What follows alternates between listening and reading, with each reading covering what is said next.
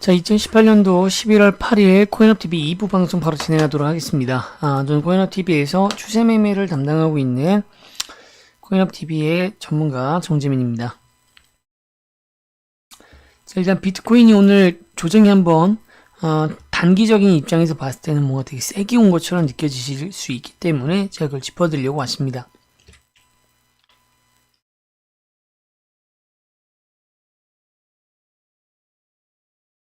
자, 일단 박스를 이제 네모 박스권으로 잡고 우리가 살펴볼 부분을 한번 정리를 해볼게요.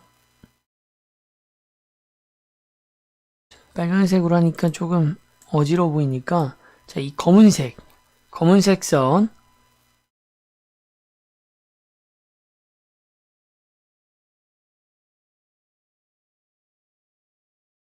진하죠?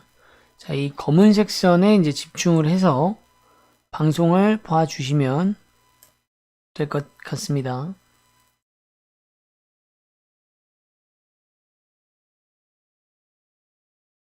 틈새를 메우도록. 자, 이러면 이제 좀 잘 보이시죠? 이 안에서 지금 이제 설명을 드려야 되는데,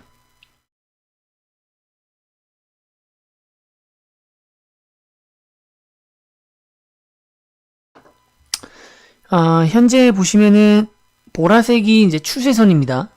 방향선을 의미하는 게, 추세선이라고 하는 것은 그냥 이런 흐름, 계략적인 이 범위 내에서 흘러가는 것을 추세선이라고 합니다. 보라색 선이고요. 그러니까 요걸 의미합니다. 이런 식으로 방향을 잡을 거라고 제가 이제 추세선을 미리 분석을 해서 표기를 해놨습니다.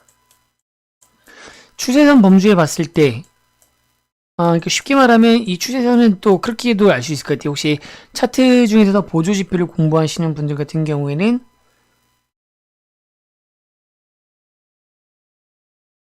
갑자기 이름이 생각이 안 나네요.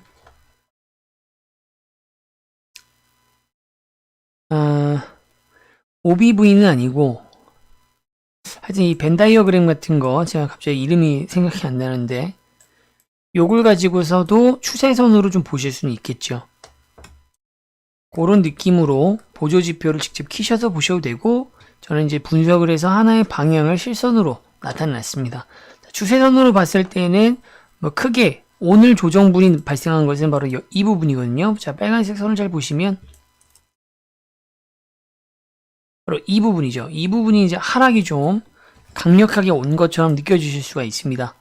6,600달러를 막 두드리고 있다가 이제 6,500달러, 그러니까 뭐 100달러 기껏 해봐야 100달러 정도의 차이가 있었지만, 이 100달러가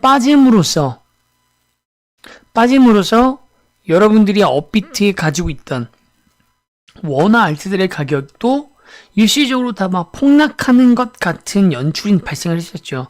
자, 실제로 비트코인 캐시 같은 경우에는 70만원을 넘었었는데 오늘 뭐 66만원까지, 리플도 600원을 넘었었는데 오늘 570원, 뭐 577원까지 떨어졌던 것은 그 코인들이 첫째, 악재가 있느냐 아니라는 겁니다. 둘째, 그 코인들이 많이 올랐기 때문에 조정을 받는 거냐, 그렇게 보실 수도 있지만 아니라는 겁니다. 그러니까 여러분들이 한 우물만 파고 있고 이제 고인물이죠. 유동자금이 돌지 않고 있기 때문에 그 안에 있는 코인들을 선택했을 때에는 대부분의 이유는 다 바깥에나 이런 것에 있는 게 아니라 비트코인 때문에 그렇습니다.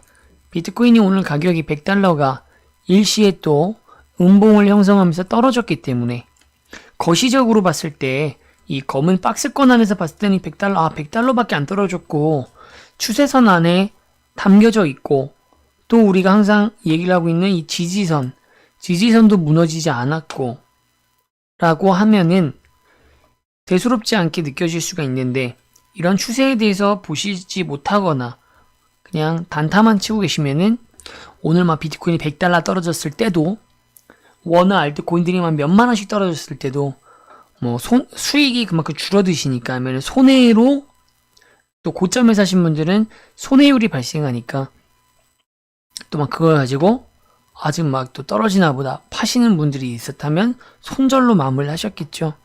그런데 비트코인의 추세를 봤을 때 제가 어제까지 말씀드렸던 비트코인의 방향에서 봤을 때는 아직 뭐 큰 변화가 있는 것은 아닙니다. 그냥 오늘에 그러면은 왜 하필 오늘 떨어졌느냐? 매도 구간에 진입을 했기 때문이죠. 매도 구간을 진입했기 때문에.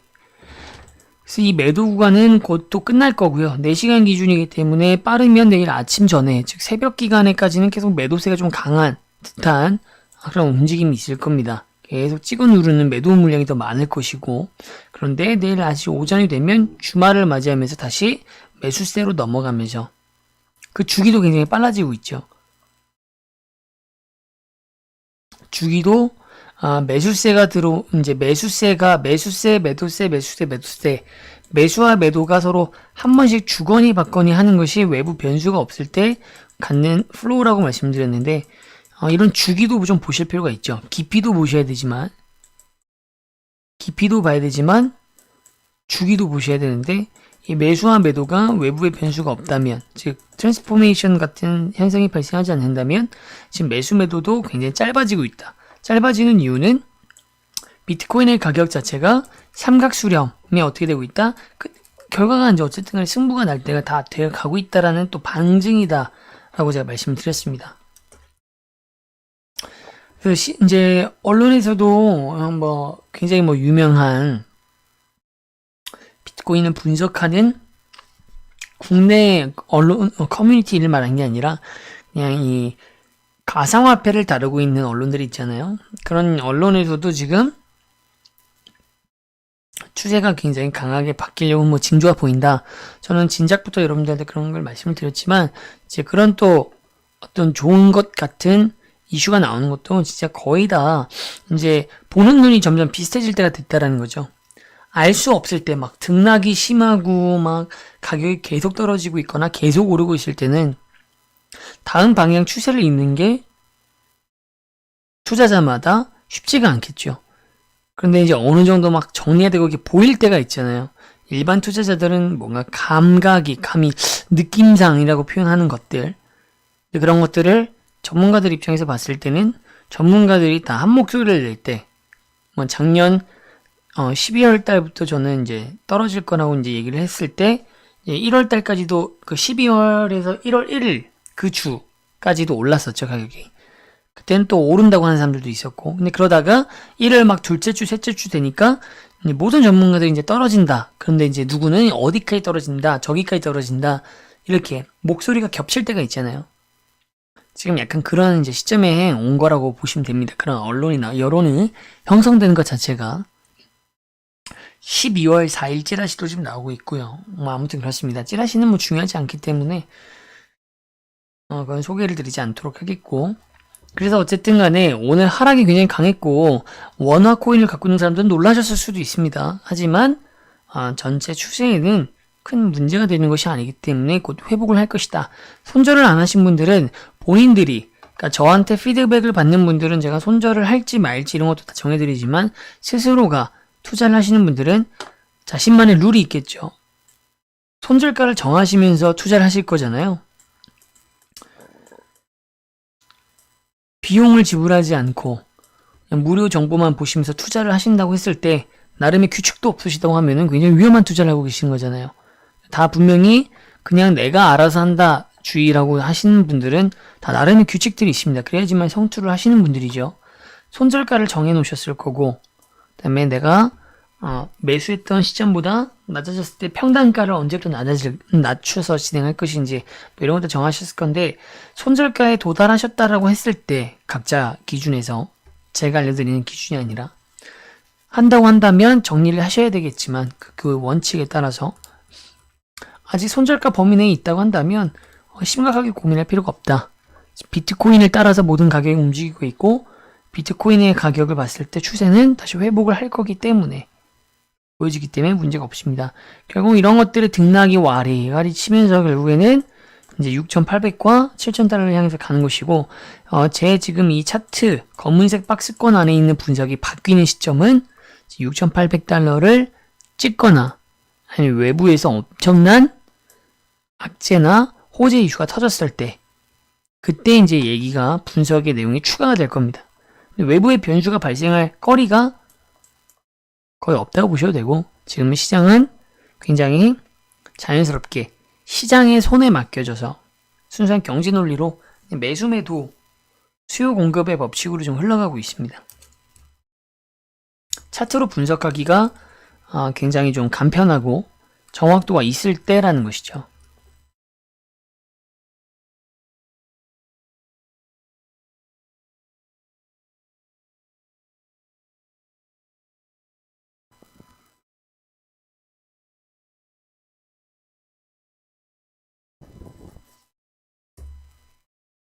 자, 보조지표를 살펴보고 오늘은 이제 트레이딩 할 때 주의하셔야 될 점들을 좀 한번 언급을 하면서 좀 체계화를 한번 시켜보는 시간을 갖도록 하겠습니다.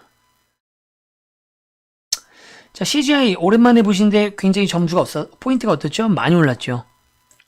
260대, 250대까지도 막 내려갔었다가, 그러니까 더 정확히 한번 해볼까요? 히스토리를 보면 270대에 있다가 250까지 떨어졌다가 오랜만에 봤을 때 280 언저리에 있다가 지금 280 후반대. CGI 포인트는 높으면 높을수록 절대적으로다가 좋은 겁니다.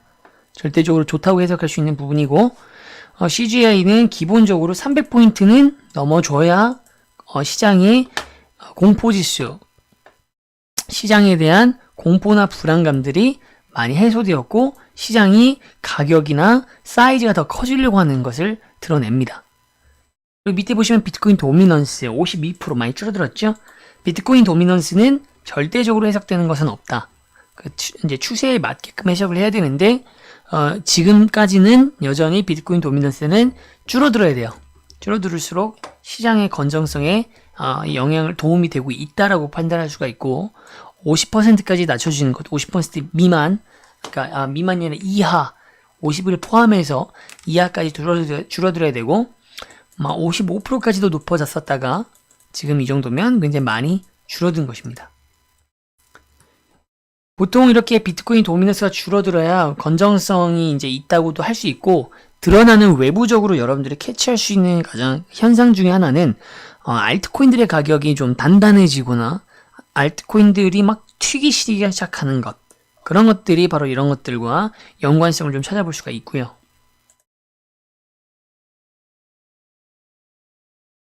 자, 코인 마켓캡 가서 비트코인의 마켓캡과 우리가 이제 글로벌 거래소로 도약을 하려고 트랩을 만드는 건지 덫을 치는 건지는 알 수 없지만 더 봐야 되겠지만 덱스코인이 상장이 되는지 한번 검색을 한번 해보도록 하겠습니다. 자, 일단 비트코인의 코인 마켓캡은 2200억 달러를 향해서 가고 있습니다. 시총은 이전보다 역시 낮았지만 한없이 열악한 상황이에요. 마켓캡 시총만 봤을 때 마켓캡도 3천억 달러는 넘어야 되는데 그것이 조금 지금 당장은 무리니까 결국에는 2천억대 후반 2,500, 700 이렇게는 가야 되기 때문에 아직 시총만 보고 이 시장을 논한다고 했을 때는 아직 한참 부족합니다. 자, 서치란에 한번 덱스코인 언제 등재되는지 제가 등재됐네요. 보이시죠? 국내 거래소 코인 중에서 유일하게 검색이 되는 코인입니다. 달러로 표시가 되고 코인 마켓캡 덱스코인.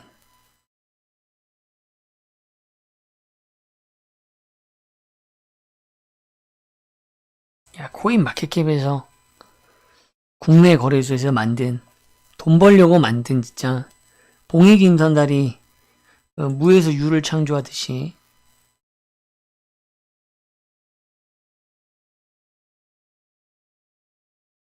사기는 아니지만 뭔가 사기당한 것 같은 느낌. 합법적이죠. 뭐 문제가 될 건 없죠. 엄청나죠. 이게 이겁니다. 지금 이게 이제 뭐 아마 이게 5원일 거고 공시, 그리고 실질적으로 일반 투자자들이 접근할 수 있었던 가격이 40원. 아무래도 이 5원에서 40원이 됐다라고 하는 게 정말 8배가 오른 건 아닌데 5원부터 상장했다라고 공시를 했기 때문에 8배나 오른 코인이기 때문에 누가 사겠습니까? 라는 그런 마인드 때문에 실제로 또 이것도 그래도 정말 많은 사람들이 접하기, 그러니까 일반 투자자들이 정보가 있든 없든 간에 누구나 좀 손쉽게 접근할 수 있었던 가격이면서도 이때도 많이 주신 분들이 없었죠. 자, 그리고 여러분들이 익숙해하는 패턴.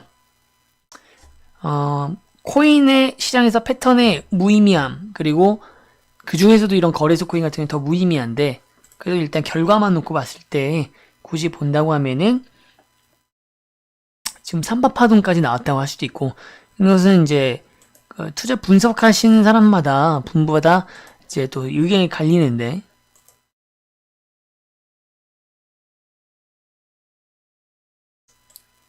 1파죠. 크게 잡았을 때 2파가 진행 중이고 있기 때문에 정말로 엘리엇 3파동이 간다. 3파를 간다고 했을 때 대략적으로 그려보면은 뭐 이런 식으로 3파를 간다 라고 했을 때는 아직도 믿기지 않는 상승률도 있을 것처럼 보이는, 하지만 패턴은 의미가 없다 라고 말씀드렸습니다. 주석에 불과하죠. 그리고 이제 짧게 봤을 때 1파, 이걸 2파로 볼 수가 있겠죠. 그리고 이거를 3파까지 왔기 때문에 지금 이제 뭐 4파인데, 4파이기 때문에 이런 것들이 보통 나오는 게 아니잖아요. 뭐 5파, 6파, 7파 가겠습니까?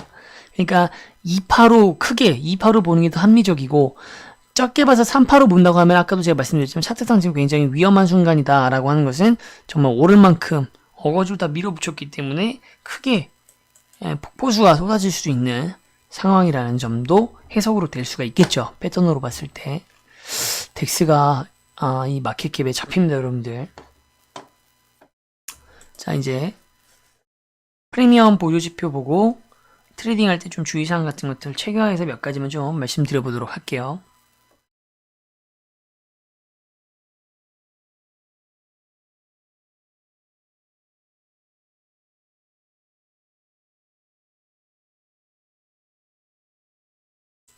자, 비트파이넥스의 이제 선물 시장, 마진거래 시장은 좋습니다, 아주. 점점점 더 확연하게 롱 포지션이, 지금 이런 비율이, 멀리 보면 한 5월달과 좀 비슷한 상황이에요. 요것만 봤을 때. 시장의 가격은 전혀 5월달에 미치지 못하고 있지만, 롱과 숏의 비중을 봤을 때 역전된 지 얼마 안 됐잖아요. 숏이 거의 압도적이었는데, 지금 5월달, 그리고 짧게 가장 이른 거, 멀리 보면 5월달과 좀 비슷한 지표이고, 좀 이제 가까이 보면은 이제 여름 시즌 때의 움직임을 보여주고 있습니다. 이때만 해도 이제 롱 포지션이 좀 우위를 잇는 상태에서 하락이, 숏이 들어오면 이렇게 깊게 고립하는 뭐 그런 특징이 있었다고 정리를 할 수가 있는데, 이 이후에 가격이 계속 빠지면서 숏이 아예 그냥 대놓고 숏 비중이 굉장히 압도적이었죠. 매수 거래량이 거의 죽어가 있는 심정이었습니다.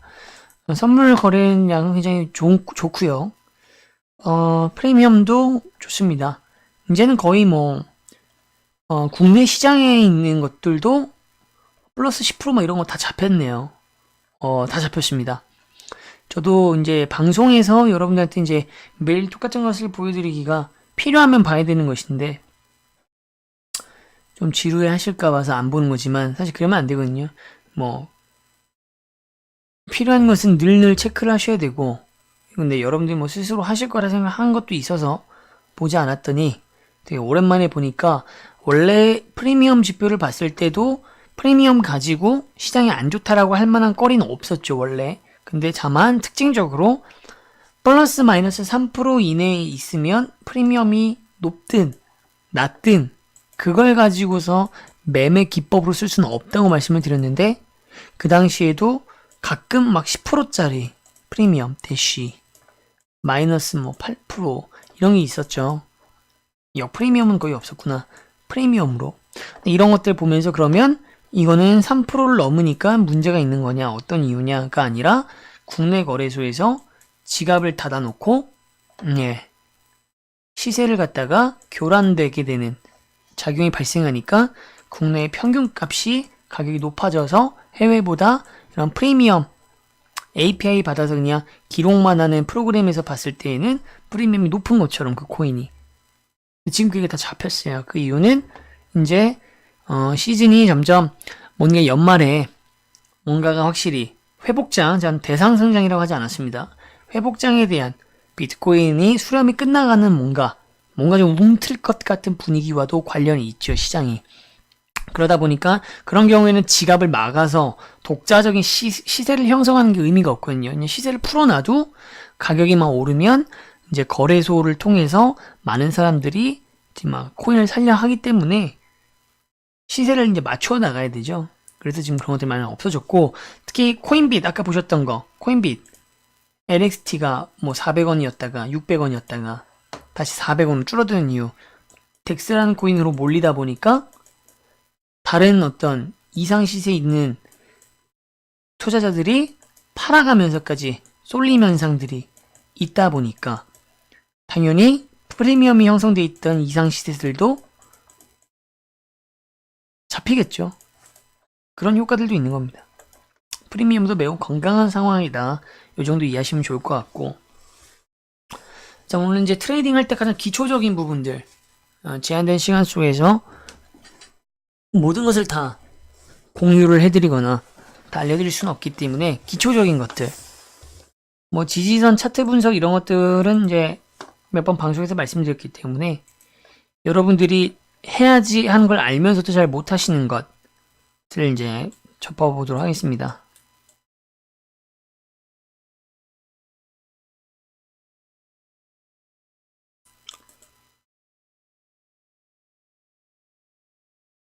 분할 매도가 있고 분할 매수가 있죠.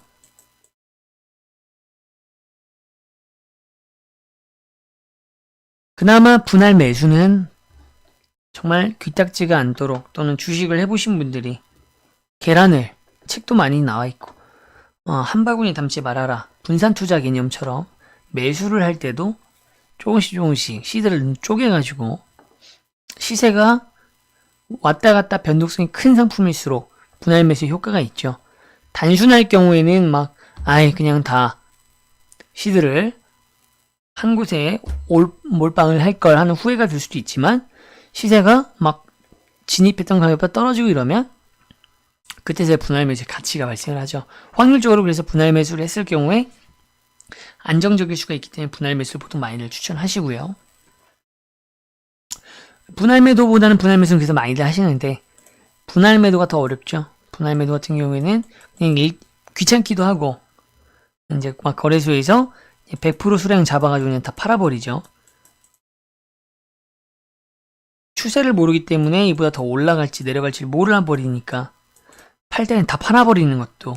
그래서 내가 팔면 올라간다 막 이런 얘기가 한탄이 이제 여기서 나오는 건데, 그건 추세는 이제 뭐 제 방송을 통해서 참고하시면 되는 사항이고, 이런 것들을 할 때 정말 중요한 것은 매너보다는 그래도 많이들 알고 계시는 분할 매수가 더 중요하죠. 분할 매수 방법은 또 두 가지가 있습니다. 분할 매수 같은 경우에도 하실 때 추격 매수 형태로 끝나는 경우가 있고, 평단가를 우리가 낮추는 방법이 있죠. 분할 매수를 하실 때 내가 A라는 가격에서 샀고, A라는 가격에서 뭐 오를 수도 있겠죠. 내려갈 수도 있습니다.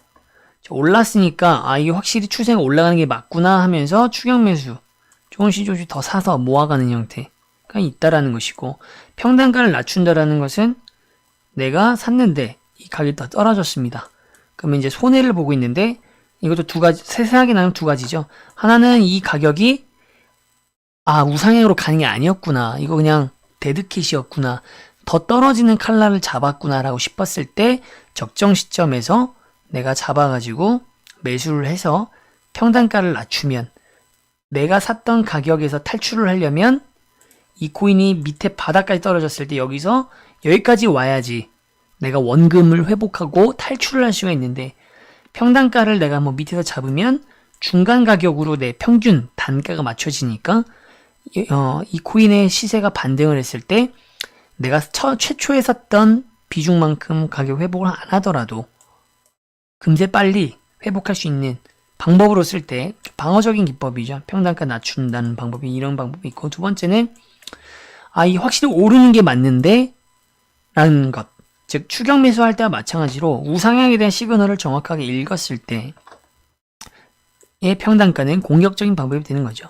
오르는 걸 아니까 평단가도 낮춰서 순수익률, 똑같은 원리인데 수익률이 탈출에 대한 이념이, 탈출에 대해 포커싱을 맞추는 게 아니라 내가 최초에 샀던 코인보다 더 올라갈 것이 확실해졌을 때, 그걸 믿을 때, 아니면 그걸 바라보고 있을 때 평단가를 낮추면 내 순수익률이 발생하는 것이, 손익분기점이 A라는 가격부터 발생하는 게 아니라 평단가를 낮추는 시점만 넘어도 바로 순수익률이 발생하는 거기 때문에 순수익률을 높이려고 할 때, 둘 다 사실은 같은 내용인데 조금 이제 차이가 있죠.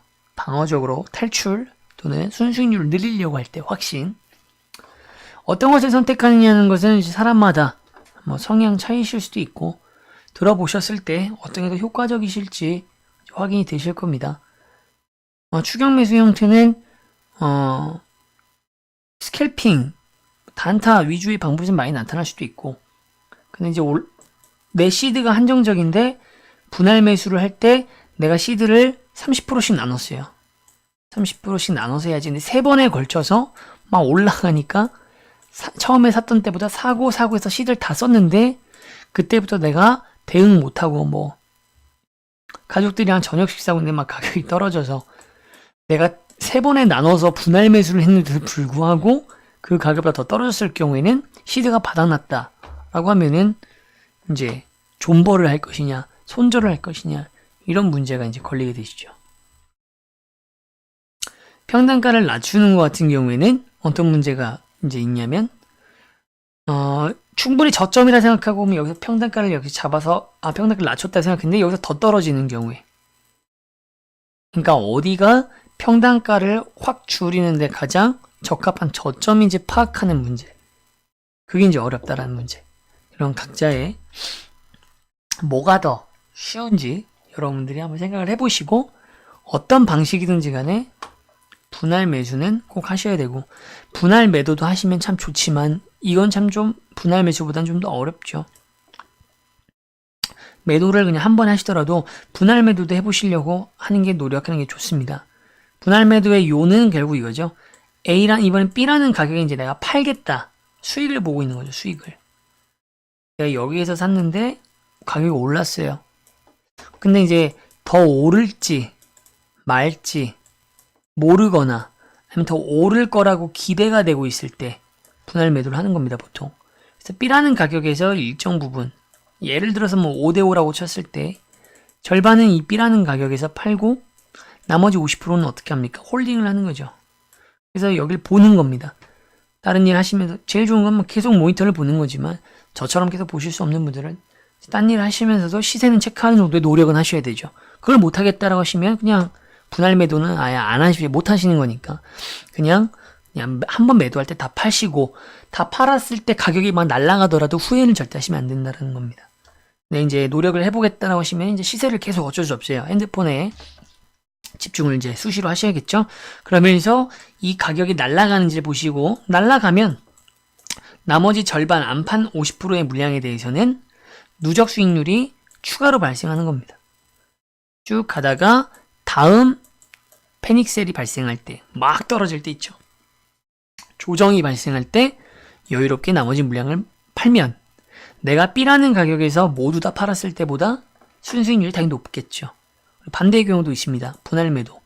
B라는 가격에서 50%를 예를 들어서 팔면 50%로 딱 정하는 건 아닙니다. 근데 예를 들어 쉽게 설명하기 위해서 5대5로 정했을 때 50%를 B라는 가격에서 팔았어요. 그런데 나머지 50% 가격을 더 오르겠지? 더 오를까 하고 봤는데 오르는 듯 하다가 막 떨어집니다. 내가 처음에 팔았던 가격보다 동일한 지점에 왔을 때, 또는 더 떨어진다고 했을 때, 여기서 핵심은 내가 어쨌든 매수를 시작했던 지점보다는 순수익률 범위 내에서 마저 매도를 하는 겁니다. 그럼 사람은 욕심의 동물이고 망각의 동물이기 때문에 그냥 B에서 다 팔았으면 더 많이 벌었을 텐데 라고 생각을 하지만, 플러스 알파 처음의 경우, 더 잘 됐을 때의 경우를 생각을 했을 때에는 어쨌든 간에 내가 수익을 내는 것이죠.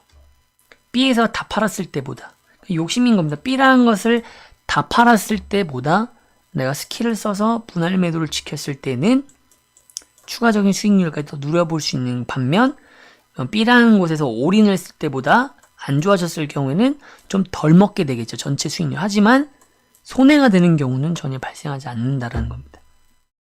그래서 뭐 아예 뭐 귀찮거나 어렵거나 아예나 뭐 누적 수익률 뭐 더 날라가더라도 나는 거기에 대해서 후회 안 한다 라는 성향, 초탈할 수 있다 라고 한다면 이런 스킬을 그냥 잊고 매도에 대해서는 그냥 본인이 딱 정한 매도가에 그냥 다 매도하셔도 상관은 없습니다. 그런 기준에서도 분할 매수는 항상 하셔야 된다라는 거 그걸 말씀드릴게요. 그래서 이제 요거 말고도 이제 여러분들이 하셔야 되는 것들 기본적인 차트 읽는 방법부터 시작해서 분할 매도 말고도 여러분들이 이제 스킬로 쓸 수 있는 거 스캘핑을 칠 때 호가 벽을 뚫어갈 때 이제 같이 껴들어가는 방법 뭐 등등등 저점 잡고서 먹고 나오는 방법들도 다음 시간대에 시간적인 여유가 있을 때 설명드리도록 하겠습니다. 자, 이렇게 해서 이제 1부, 2부 방송은 오늘 마무리하도록 하였고요. 오늘 비가 또 모르겠습니다. 전국적으로 비가 오는지 모르겠는데 수도권 같은 경우는 비가 어마어마하게 쏟아지고 있습니다. 감기들 이런 날씨에 감기들 조심하시고 사고 조심하시고 운전 그다음에 뭐 대중교통 이용하시는 분들은 또 이동하는 차량들에게 또 조심할 수 있도록 안전에 또 유의하시고요. 내일 또 뵙도록 같은 시간에 뵙도록 하겠습니다. 고생하셨습니다.